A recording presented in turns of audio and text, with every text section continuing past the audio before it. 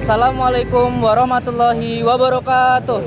Kami dari kelompok 4 ekonomi pariwisata. Perkenalkan, nama saya Ganem Boy Saksono. Perkenalkan, nama saya Alif Karunia Yusri. Perkenalkan, saya Wildanio Zidan. Perkenalkan, saya Umar Abdul Aziz.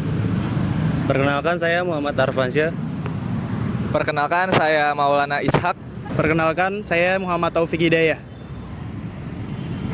Kami dari kelompok 4 ekonomi pariwisata akan memaparkan video tugas wawancara ekonomi pariwisata. Selamat menyaksikan. Mungkin pertanyaan pertama langsung aja. Jadi program-program yang dilaksanakan di sini untuk sekiranya menarik minat masyarakat untuk lebih banyak datang ke sini gitu, untuk lebih mengapresiasi sejarah perjuangan gitu dari program rutinannya mungkin atau program yang khusus dilaksanakan setiap tahunnya. Ya. Baik, selamat pagi semuanya adik-adik mahasiswa UIN Jakarta.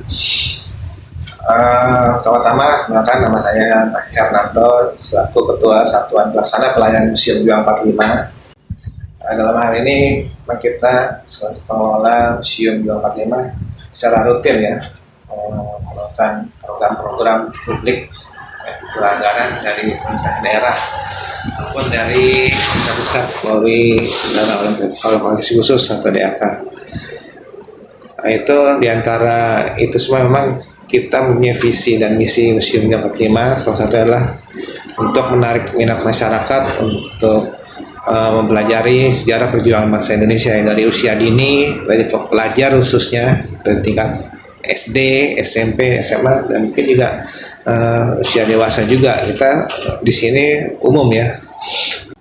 Nah, program-program yang dianggarkan itu dari pemerintah daerah banyak ya. Selain perawatan dan pemenuhan rutin bangunan, juga program-program untuk menarik minat pengunjung. Di antaranya adalah pameran-pameran tetap maupun pameran temporer, pameran yang rutin dari kita nih di Museum Juang 45. Di antaranya adalah kegiatan rutin tahunan yang sifatnya mungkin skala nasional yang napak tilas. Terus setiap tanggal 16 Agustus itu kita mengadakan napak tilas, pawai bergerak kurang lebih peserta itu sampai 1.000 orang. Menarik minat masyarakat juga kan, dari komunitas, kaum pejuang, penerus pejuang, pelajar, semuanya bergerak pawai dari sini ke Museum Perumusan Naskah Proklamasi dan berakhir finish di Tugu Proklamasi. Kalau untuk pengembangan lokasi pariwisata di sini, kira-kira apa sih Pak? Mungkin regulasi dari pemerintah langsung gitu ya, berdampak sama pengembangan pariwisata di sini.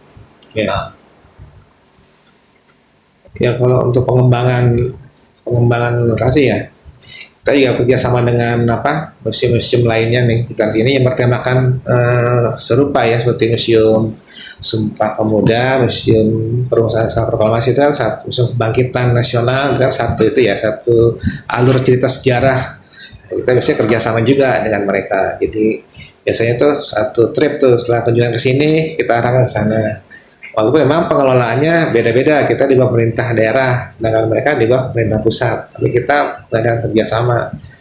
Bisa tuh satu trip, nanti ada kunjungan ke sini. Ini satu rangkaian alur cerita sejarah. Itu bisa, walaupun pengelolaannya berbeda-beda. Mungkin yang ingin saya tanyakan ini sih Pak, dengan keberadaannya Museum Juang 45 ini kan pastinya akan ada banyak kunjungan-kunjungan yang tadi seperti Bapak bilang rombongan sekolah atau gimana kan. Nah, itu ada nggak sih Pak kira-kira peluang ekonomian bagi sekeliling museum ini, contohnya mungkin menumbuhkan atau memberikan peluang kepada usaha-usaha kecil kayak mungkin pedagang kaki lima atau ya peluang-peluang ekonomi untuk wilayah sekitar ini Pak, gimana Pak menurut pandangan? Kalau program-program itu ya, kalau ekonomi sekitar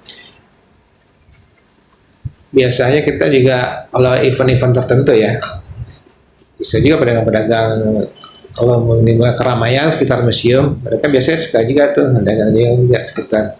Tapi itu event-event tertentu saja gitu kan. Nah, kalau untuk UMKM bisa juga dilibatkan nanti dalam hal pameran kan mereka selaku penyedia jasa desain bisa juga, atau gambar atau apa gitu kan, kita merangkul juga dari UMKM gitu, atau souvenir kan kita juga tuh, mereka yang mengadakan bisa gitu.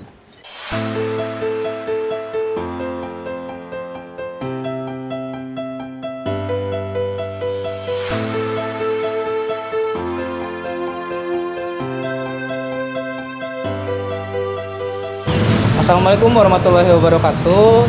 Halo teman-teman semua, saya Ganem Besaksono dari kelompok 4 Ekonomi Pariwisata. Saat ini saya sedang berada di Gedung Juang 45 dan saya sudah bersama Pak Muslim ya Pak. Pak Muslim sebagai pengelola Gedung Juang 45 di sini. Nah, di sini saya mau tanya-tanya, tapi sekalian tanya-tanya saya sambil jalan-jalan kali Pak ya. Siap, boleh. Masuk ke dalam untuk tanya-tanya sejarah mungkin ya. Oke, siap, yuk, Sejarahnya. ya. Hai teman-teman. Nah, ini Baik. mungkin boleh dijelaskan ya Pak sebelumnya asal usul atau mungkin sejarah dari Gedung Juang 45 ini. Iya. Awal mulanya seperti apa? Iya. Memang kalau kita bicara tentang sejarah dari Museum Juang 45 ini ya lumayan panjang. Ya, apalagi sejarahnya yang kita miliki di sini di museum ini sendiri adalah tentang sejarah perjalanan kemerdekaan Indonesia. Nah, dari mana sih dimulainya sejarah dari gedung ini gitu kan? Nah, memang kawasan Menteng ini dari zaman Belanda itu menjadi salah satu kawasan yang cukup elit ya di zaman Belanda itu. Kapan adanya gedung ini? Memang gedung ini sendiri dibangun oleh Belanda ya, yang membangun namanya L.S. Komper ini. Beliaulah orangnya, ini adalah L.S. Komper, beliau yang membangun gedung ini ya. Kenapa beliau membangun gedung ini? Karena memang dimulai di tahun 1912. Kawasan Menteng ini kan masih pada saat itu masih termasuk kawasan Kota Batavia. 1945 kita merdeka, kemudian Jawa Hokokai masih menduduki gedung ini. Jepang kan pada saat itu sudah menyerah. Akhirnya pemuda-pemuda yang dulu pernah belajar di sini, yang asrama angkatan Bela Indonesia kan dulu dibubarkan 1943, mereka keluar dari sini. Setelah kita merdeka, mereka mengambil alih kembali gedung ini, kemudian dijadikan kantor Komite Panas untuk melakukan berbagai macam aksi, baik itu memperjuangkan ataupun mempertahankan kemerdekaan Indonesia. Dan salah satu aksi terbesar yang mereka lakukan di sini, mereka adalah merancang rapat raksasa IKADA itu di sini oleh para pemuda-pemuda itu, pemuda aksi gitu yang diadakan di lapangan IKADA gitu. Nah, 1972 gedung ini memang ditetapkan sebagai gedung sejarah, direnovasi dan akhirnya dijadikan museum pada tanggal 19 Agustus 1974. Tuh Presiden kedua kita Pak Soeharto dan Gubernur DKI Jakarta pada saat itu Bapak Ali Sadikin, namanya dirubah menjadi Museum Juang 45. Itu sejarah singkat dari gedung ini sendiri. Dari sejarah panjang yang tadi Bapak jelaskan, rumahnya kan berarti menjadi saksi bisu ya Pak ya. Jadi saksi bisu peristiwa-peristiwa bersejarah Indonesia. Nah, apa sih Pak momen bersejarah di Indonesia yang mungkin dilalui atau dilewati atau mungkin yang ada kenangannya di Museum Juang ini Pak? Nah itu Pak, peristiwa ya banyak sekali ya. Jadi peristiwa-peristiwa sejarah itu kan apalagi di gedung ini juga semua momen perebutan kemerdekaan itu juga oleh para pemuda-pemuda yang ada di sini. Jadi banyak sekali momen pada saya perjuangan para pemuda itu yang ada di sini. Jadi kita kalau teman-teman datang ke sini mau lihat apa perjuangan pemuda dulu seperti apa, itu bisa dilihat di sini. Semuanya kita komplit, ini semua peristiwa-peristiwa juga hampir semuanya ada di sini. Untuk merebut kemerdekaan merebut kemerdekaan ya. Kalau selama ini kan kita tahu mungkin sejarah dari pemuda itu pernah mengadakan rapat raksasa IKADA gitu. Dari mana sih mulainya kan nggak ujuk-ujuk langsung mengadakan, pasti kan ada rangkaian-rangkaiannya yang itu akhir terjadi. Nah itu kalau mau tahu sejarahnya juga di sini ada. Nah, gitu.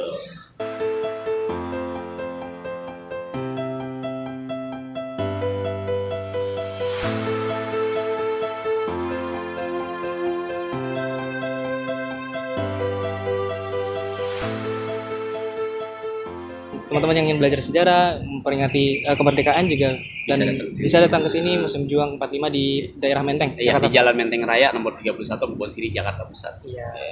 Ya, Oke, mungkin sekian dari saya dan Pak Muslim untuk teman-teman semua. Terima kasih yang telah menyaksikan video kami. Sekian, wassalamualaikum warahmatullahi wabarakatuh.